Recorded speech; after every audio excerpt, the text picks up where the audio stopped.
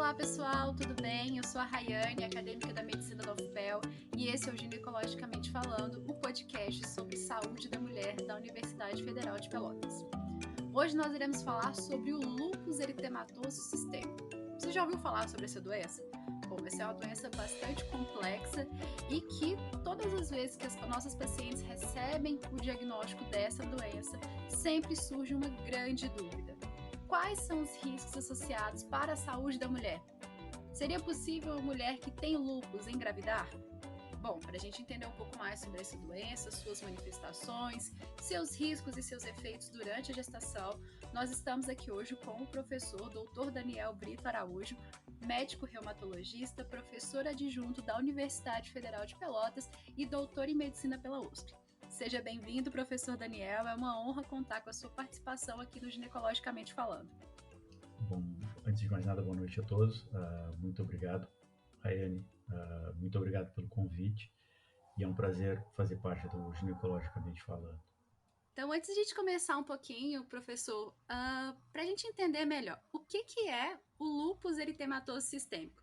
E por que ele tem esse nome tão grande? Na verdade, o lúpus eritematoso sistêmico é uma doença autoimune. O que é uma doença autoimune? Uma doença autoimune é aquela em que ocorre uma desregulação do sistema imunológico da pessoa, do indivíduo, e esse sistema imunológico, ao invés de te defender, ele começa a atacar alguns órgãos. E a doença tem esse nome porque, como o nome de sistêmico, tá? É porque é uma doença que pode atacar basicamente qualquer órgão, desde o pulmão, os rins, o cérebro, os órgãos reprodutivos. Então, tu pode ter lesão em diversos órgãos. Por isso esse nome comprido. E eritematoso porque antigamente se imaginava que o lúpus tinha como manifestação principal o envolvimento cutâneo. Embora seja um dos principais envolvimentos, tem pacientes que têm lúpus sem ter lesão nenhuma de pele. Tá? E o lúpus, ele é uma doença muito frequente? Não, o lúpus é considerado uma doença rara. Tá? Aqui no nosso país se imagina que acometa menos de 0,5% da população. Ela é muito mais frequente, ela é mais frequente no hemisfério ocidental do que na África, por exemplo, em pacientes, em pessoas negras africanas, mas ele é muito frequente e grave em pacientes negras que vivem nas Américas. Muito frequente em relação à população branca, mas é uma doença rara. E existe alguma diferença entre a prevalência entre homens e mulheres? Existe. O lúpus ele é uma doença muito mais prevalente em mulheres, de uma maneira geral. O lúpus ele tem uma forma infantil, tá? O lúpus juvenil. Nesse período, até os 12 anos mais ou menos, ele acomete meninos e meninas mais ou menos na mesma proporção, 1 para 1. Mas o lúpus ele é classicamente uma doença das mulheres em idade fértil. Tá? E nessa fase da vida, as mulheres jovens, em idade fértil, ele acomete em torno de 9 a 10 mulheres para cada homem. Tá? Então é muito mais frequente em mulheres do que em homens. E como que são os sintomas do lúpus? Assim, como a doença ela se evolui? Como o nome diz, é uma doença multissistêmica, tá? Então depende do órgão acometido. A pessoa pode ter envolvimento cutâneo, ter fotossensibilidade, que é ficar com a face muito vermelha e com desconforto quando exposto ao sol, não só o rosto, mas as áreas expostas ao sol. Pode ter dor articular, artrite, tá? Que é caracterizada por uma limitação da articulação, principalmente com rigidez matinal e dor articular importante. Pode ter envolvimento hematológico do sangue, com anemia, tá? Queda de plaquetas. Pode ter envolvimento dos rins, tá? Com proteína na urina, ou começar com edema nas pernas por perda de proteína na urina. Então, as manifestações do lúpus dependem do órgão ou dos órgãos envolvidos. Tá? E sendo uma doença assim tão complexa e com tantas manifestações, como que se suspeita de uma paciente ela ter lúpus e como que se faz esse diagnóstico? O diagnóstico das doenças autoimunes, não só do lúpus, mas das doenças autoimunes de uma maneira geral, eles são meio que um quebra-cabeça. Você tem que juntar os sinais e os sintomas que o paciente apresenta. Tá? Então, na verdade, a suspeita é clínica, você tem um paciente com diversos sintomas, como eu falei, são coisas bem diferentes, e cada paciente com lúpus tem suas manifestações próprias. Associado a uma suspeita clínica, tu tem exames de laboratório que vão te auxiliar no diagnóstico, mas a gente não tem nenhum exame que seja diagnóstico de lúpus. Tá? O diagnóstico ele é feito com a avaliação de todos os fatores clínicos e os fatores laboratoriais, Uhum. os achados clínicos e laboratoriais. Tá bem. E eu acho que talvez a primeira pergunta que surge na cabeça do paciente quando ele recebe o diagnóstico é: o lúpus, ele tem cura? Como que é feito o tratamento da doença? Depende do órgão envolvido. O lúpus não tem cura, é uma doença crônica, tá? Mas o lúpus pode entrar no que a gente chama de remissão, ou seja, o paciente ficar absolutamente assintomático, inclusive alguns pacientes, depois de muitos anos, sem necessidade de medicação alguma. Tá? Uhum.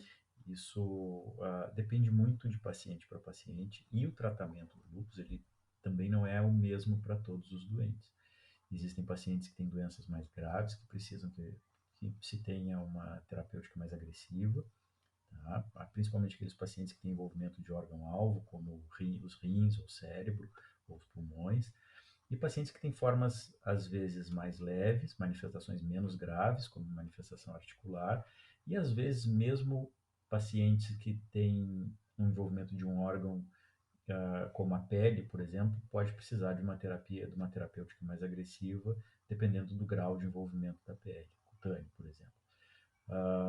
O tratamento varia desde da famosa hidroxicloroquina, tá, que é uma medicação classicamente usada no tratamento dos pacientes com lúpus, prednisona, cortisona, até medicamentos biológicos, tá, que são medicamentos mais modernos, que atuam em alvos celulares na tentativa de diminuir a resposta autoimune do indivíduo. Uhum. E nas manifestações mais graves da doença, o lúpus ele pode ser fatal? Pode ser fatal. O lúpus com um envolvimento grave, ele pode ter um risco de morte elevado, se não tratado de maneira adequada. Uhum. O senhor disse no início que o lúpus ele é muito mais frequente nas mulheres em idade fértil. E nessas mulheres, elas estão bem propensas a engravidarem e muitas vezes desejam isso. Qual que é o risco para uma mulher que tem lúpus durante a gestação? Depende. O risco é de engravidar com a doença não controlada. Existem dois riscos, na verdade. Um é de engravidar com a doença não controlada, tá? Quando tu não tem um controle adequado da doença, a mulher tem um risco elevado de ter complicações durante a gestação, tanto de atividade da doença, ou seja, tu ter uma piora de um quadro de envolvimento renal, por exemplo, quanto de perda gestacional. Além disso, existe o risco do uso das medicações. Existem medicações que são usadas para tratar o paciente com lúpus que são teratogênicas, ou seja, podem causar alterações no feto. Tá? E o outro ponto que é importante é que existe uma outra doença autoimune, que é frequentemente associada nos pacientes com lúpus, que é a síndrome do anticorpo antifosfolípide.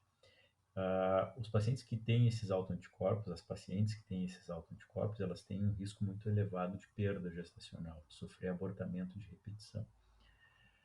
Além disso, mesmo naquelas pacientes controlados, tá, existem alguns autoanticorpos que podem atravessar a placenta e provocar problemas no bebê, e levar a um quadro que a gente chama de lúpus neonatal, tá, que é o lúpus do recém-nascido. Uhum. Então, uma mulher, quando ela tem lúpus e ela engravida, ela já é considerada uma gestante de alto risco pelo simples fato de ter a doença? Sim, é uma gestante que precisa de um cuidado maior, tá? É considerado uma gestação de alto risco. Sim. E, assim, levando em conta o planejamento da gestação, que é uma coisa que a gente sempre orienta as mulheres, numa paciente com lúpus, qual que seria o planejamento que ela deveria ter, assim, básico, antes de querer engravidar? Existem algumas coisas que são muito importantes. A primeira delas é que ela seja acompanhada tanto pelo obstetra quanto pelo reumatologista. Isso é muito importante, o trabalho em conjunto. Segundo, é ver o perfil de autoanticorpos dessa doente, ver qual é o grau de atividade de doença, se tem alguma atividade de doença, se ela está com a doença bem controlada, se ela está em remissão. Então, isso tudo precisa ser avaliado. Quais as medicações que estão sendo usadas, O ideal é conversar com o reumatologista e com o obstetra e se preparar para a gestação. Tá? Uhum. Durante a gestação, acontecem algumas alterações que de caráter podem acontecer, né, algumas alterações de caráter autoimune. Isso pode piorar a doença? A doença pode ficar mais ativa durante a gestação. Tá? Mesmo pacientes com doença bem controlada, eles podem ter o que a gente chama de flare, que é uma recaída da doença durante a gestação. Uhum. Tá? Pacientes com lúpus que não estão com a doença bem controlada, 30% dessas doentes podem piorar durante a gestação. Tá? Sim. De forma mais específica, assim, como que o lúpus ele pode afetar o bebê?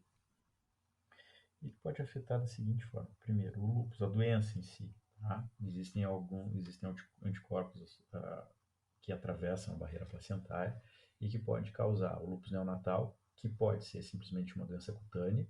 Tá? O bebê pode nascer com lesões cutâneas características do lúpus, ou com um bloqueio cardíaco congênito, ou seja, o bebê tem uma alteração da condução dos ramos do coração. Tá? E isso pode ser fatal para o bebê. Então, esses pacientes, essas gestantes que têm esse anticorpo, precisam fazer ecocardiograma mensal, tá? A partir da 22ª semana de gestação. Precisam fazer esse ecocardiograma mensal e precisam do acompanhamento tanto do reumatologista quanto do obstetra. E em caso de se perceber alterações no ritmo do coração do feto, precisam ser transferidos para centros que façam um implante do marcapasso no bebê. Tá? Essa é uma das causas. Segundo, o paciente com lúpus ele tem o risco da atividade da doença levar ao abortamento. Tá? Dependendo dos anticorpos presentes, tu pode ter uma restrição do crescimento intrauterino, tu pode ter um abortamento precoce, tu pode ter uma eclâmpsia, uma pré-eclâmpsia, então uma síndrome HELP. Então são todas condições graves associadas à doença, principalmente doença não controlada ou a presença de determinados autoanticorpos. Uhum. E uma paciente que o bebê ele tenha lúpus neonatal, significa que o bebê também vai ter lúpus na vida adulta? Não, o lúpus neonatal ele dura o tempo. Duas coisas. Primeiro, o lúpus cutâneo. Tá? As alterações cutâneas do lúpus elas regridem naturalmente conforme o bebê vai passando o tempo, os autoanticorpos vão sendo limpos do bebê, eles vão saindo do bebê, tá? Vão sendo destruídos e isso acaba melhorando o quadro cutâneo. Já a lesão cardíaca, no momento que o bebê nasce e tem uma lesão cardíaca, essa lesão é para sempre. Não que ele vá ter uma doença ativa, mas ele fica com esse grau de sequela. As mães que geralmente possuem alguma doença crônica, assim, o grande medo delas é que o bebê também venha herdar essa doença. Então, um bebê que ele não tenha tido nem problemas cardíacos e nem o lúpus neonatal, ele, de alguma forma, ele pode herdar a doença? Ah, Você falar herdar é difícil. O lúpus não é uma doença congênita, tá? Ele não passa da mãe para o filho. Mas existe um risco aumentado familiar, ou seja, filhos de quem tem lúpus têm uma chance maior, um pouco maior, na vida adulta, de desenvolver a doença. Uhum. As pacientes gestantes, elas precisam fazer algum exame específico, além do ecocardiograma que o senhor citou? Precisa fazer o painel de autoanticorpos e precisa pedir os exames específicos das manifestações da doença daquela gestante.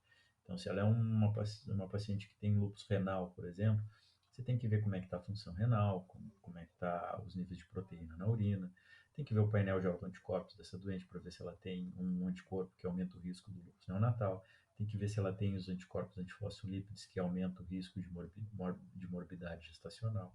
Então, existem alguns exames que são específicos e que precisam ser solicitados em todas as gestantes com lúpus. Uhum. O senhor tinha tocado no tópico dos medicamentos, que alguns medicamentos podem ser teratogênicos. Mas Isso. existe algum medicamento que obrigatoriamente a paciente com lúpus ela deve usar durante a gestação?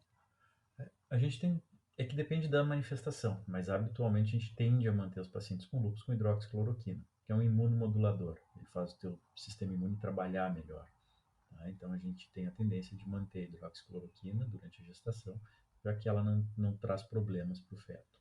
Uhum.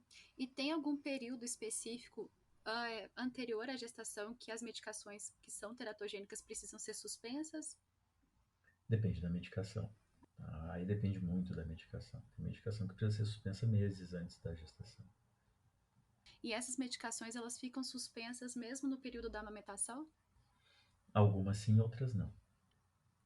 Tá? Mas tem algumas medicações que a gente não pode usar durante a amamentação também. Devem ser evitadas, tá? Deve-se pesar risco-benefício em termos de uso dessas medicações e de se manter a amamentação na mãe. Tá. Falando um pouquinho agora sobre o parto. O parto dessa paciente, ele precisa ser antecipado ou não? Ele pode esperar ele se completar até as 38 semanas? A via pode ser obstétrica ou vaginal? Tem alguma diferença? Olha, o que precisa ser avaliado é a atividade da doença. Se a gestação ocorreu sem intercorrências, tá?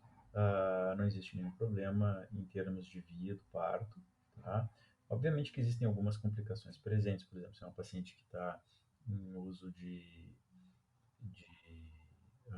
anticoagulante, por exemplo, está usando Clexane porque já teve perdas fetais prévias, são coisas que precisam ficar atento. Mas de uma maneira geral, se é uma gestação que não tem complicações, pode ser levada a termo e o canal ou a forma do parto decidida entre o médico e o paciente. Uhum. E a paciente, ela consegue amamentar normalmente? Consegue. Não tem habitualmente, nenhum risco em termos de amamentação, nenhum problema, nenhuma limitação em termos de amamentação para doente. Uhum. O senhor tinha falado um pouquinho sobre o risco de abortamento. Por que esse risco ocorre? Esse risco ocorre pela presença, principalmente, dos anticorpos antifosfolípides, que são anticorpos que provocam microtromboses na placenta, e aí o feto passa a ser nutrido de maneira inadequada. Uma restrição do crescimento intrauterino, pode ter uma insuficiência placentária, que pode levar a abortamentos de repetição. Para a gente já ir finalizando a nossa conversa, existe alguma situação clínica nas pacientes com lúpus em que é se recomendado evitar a gestação? Doença em atividade, principalmente isso, doença em atividade, principalmente naquelas com envolvimento de órgão-alvo, como rim, por exemplo, como rim, cérebro, pulmões, tá? Então a gente precisa cuidar. A doença que está em atividade, habitualmente, ela é uma contraindicação à gestação. Ela coloca a doença em atividade, coloca a mãe em risco, coloca o feto em risco. Esse assunto é um assunto bem extenso, né? E eu tenho certeza que as pacientes, principalmente as pacientes que possuem lúpus, elas ficam bastante curiosas, assim, sobre esse assunto. Para a gente encerrar o nosso podcast hoje, professor, o senhor teria algum conselho, alguma dica para dar para as mulheres que são portadoras de lúpus que pretendem gestar ou que estão grávidas nesse momento e talvez estejam com bastante medo em relação à doença e como isso poderia afetar o bebê? Olha, uma das coisas que acontece com uma certa frequência no dia a dia do reumatologista é a doente que chega dizendo que recebeu a notícia de que ela não pode gestar por ter lúpus. Isso era um pensamento muito antigo, tá? Hoje em dia a gente já sabe que isso não é realidade. Para os pacientes que pretendem gestar e têm lúpus, as orientações são basicamente as mesmas que devem ser dadas a todas as gestantes. Não pode estar fumando, tem que parar de fumar se o paciente se a pessoa é fumante, fazer uma atividade física, tá, com um peso adequado, ter uma alimentação saudável, tá? No caso dos pacientes com lúpus, usar um protetor solar, é importante usar protetor solar no lúpus, e que a doença esteja sob controle, tá? A doença controlada, a partir de 6 meses do controle da doença, de uma doença fora de atividade, habitualmente a gestação corre sem grandes problemas. Obviamente que existem casos específicos em que complicações podem ocorrer, mas o ideal é uh, tu ter o acompanhamento do teu reumatologista e do teu obstetra e que eles trabalhem em conjunto para que a gestação ocorra da maneira mais normal possível. E parte dos nossos ouvintes também são acadêmicos da área da saúde ou são profissionais da saúde. Que dica que o senhor daria para esses profissionais ou para esses acadêmicos quando eles forem atender uma paciente com lúpus e gestante? Olha, é difícil porque o lúpus ele é uma doença que deve ser tratada pelo especialista. Existem algumas doenças reumatológicas que podem ser tratadas pelo generalista, pelo internista, mas o lúpus ele deve ser tratado pelo reumatologista. porque é uma doença que tem muitas facetas. Assim, ela se apresenta de formas muito diversas, tem complicações diversas e ah, com alguns pacientes tendo um risco bem elevado de ter uma morbidade, uma mortalidade fetal alta. Tá? Então, o ideal é que esse paciente seja acompanhado, que você tenha um reumatologista para acompanhar esse paciente. Tá bem. A nossa conversa ela foi muito interessante. Eu tenho certeza que foi uma conversa de muito aprendizado para todos os nossos ouvintes. Então eu gostaria de agradecer imensamente em nome de toda a nossa equipe ao senhor professor que se disponibilizou um pouquinho do seu tempo para falar com a gente aqui no nosso projeto. E eu tenho certeza que essa nossa conversa vai ajudar muito as nossas pacientes a, a entenderem um pouco mais sobre a própria doença, sobre os cuidados que elas precisam ter. Acho que é isso. Muito obrigada. Eu que agradeço mais uma vez, Raiane. Muito obrigado pelo convite e estou à disposição para precisar. Muito obrigado. É isso então, pessoal. Esse foi mais um episódio do Ginecologicamente Falando. Aqui quem fala é a Rayane. Eu me despeço de todos com um grande abraço e até o nosso próximo episódio. Até mais.